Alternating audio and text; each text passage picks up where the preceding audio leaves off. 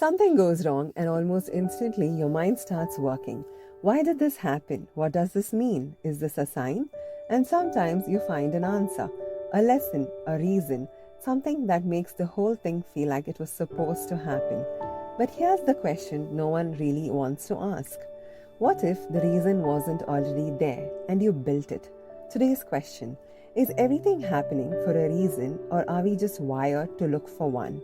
Welcome to Mind Meets Belief. I'm your host, Christina, and this is the show where logic and belief sit at the same table, have an honest conversation, and then hand it over to you to decide. So, is the universe running on purpose, or are we the ones drawing the map after the journey? Let's find out. Your brain is a pattern machine. It was built that way.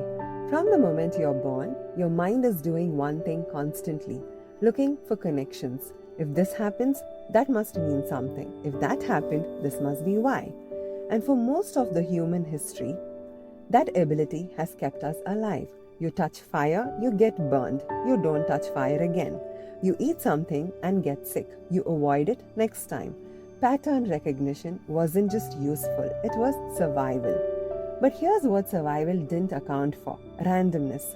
Because the same brain that kept us alive also sees faces in clouds, finds meaning in coincidences, and connects events that have nothing to do with each other just because they happened close together. You get a promotion the same week you started meditating, so meditation must have caused it. You meet someone special right after a bad breakup, so the heartbreak must have been preparing you. The brain loves that kind of connection, even when the timing might just be a coincidence. So, when something painful happens, a loss, a failure, an ending, your brain doesn't just sit with it. It immediately starts searching for a reason this had to happen. The question is it finding something real or building something to survive the pain? So, what is actually happening inside you when something painful hits and your mind immediately starts looking for a reason? There's a concept called narrative identity. It sounds complicated, but it's simple. Human beings don't just live their lives, they tell their lives. We turn everything that happens to us into a story. And in a story, things happen for a reason. Events lead somewhere. Nothing is just random noise. Researchers have found that people who are able to create a coherent story out of painful events tend to recover faster. They show lower rates of depression, better physical health, and a stronger sense of direction. But here's what's interesting. The research doesn't say the story has to be true. It just has to be meaningful. In other words, the brain doesn't care whether the reason actually exists. It cares whether the reason helps you function. So when you say this happened for a reason and you feel a sense of relief, that relief is real. The question of whether the reason is real, that's completely a separate question. Logic would say finding meaning is not a flaw, but the story we tell about why something happened might say something more about us than about the event itself. Now let's hear from belief. Almost every spiritual tradition in the world teaches some versions of this idea. There is a plan, there is a purpose. Nothing is wasted. For billions of people, this isn't a nice idea. It's what gets them out of bed after the worst moments of their lives. Think about it this way. You lose a job you loved. It feels like the worst thing that could happen. Then, 6 months later, you're somewhere better, doing something you actually care about, and you look back and think, if that hadn't happened, I wouldn't be here. Belief says that's not coincidence, that's the plan working.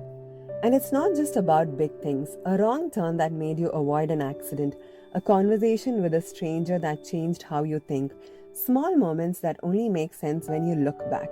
Belief says there is something connecting those dots, even when you can't see it yet. But belief also draws a line. Trusting the plan doesn't mean you'll always understand it. Some things won't come with a clear explanation.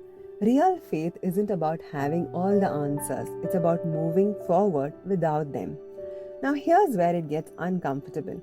Because when we talk about everything happening for a reason, it's easy to apply to the things that worked out, the job you lost that led somewhere better, the relationship that ended and made room for the right one. But what about the things that don't have a neat ending?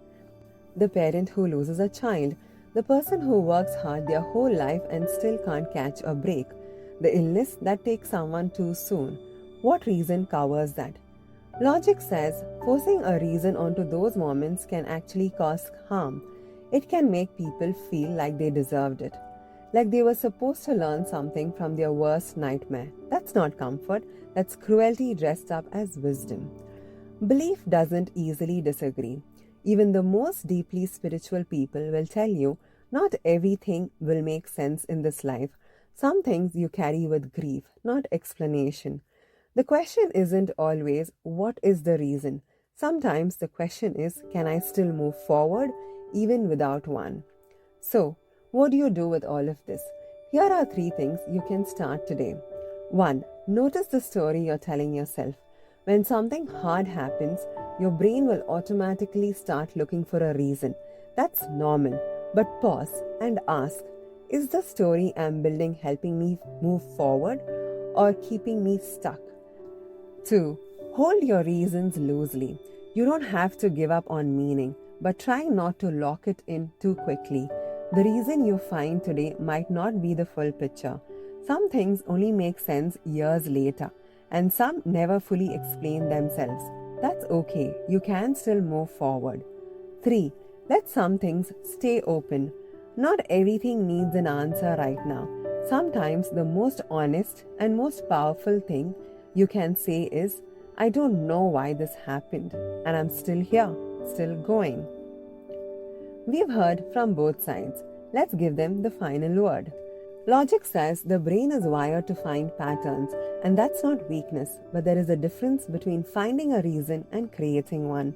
The comfort you feel when something makes sense is real. Whether the reason itself is real, that's a separate question.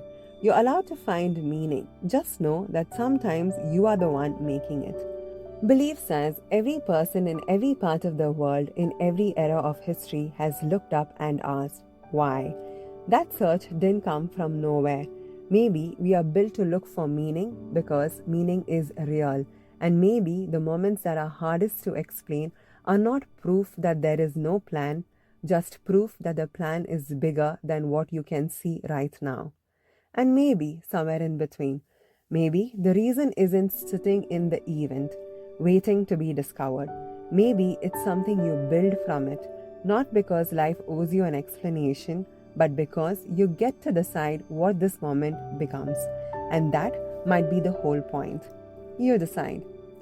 Asking, why did this happen, is one of the most human things you can do.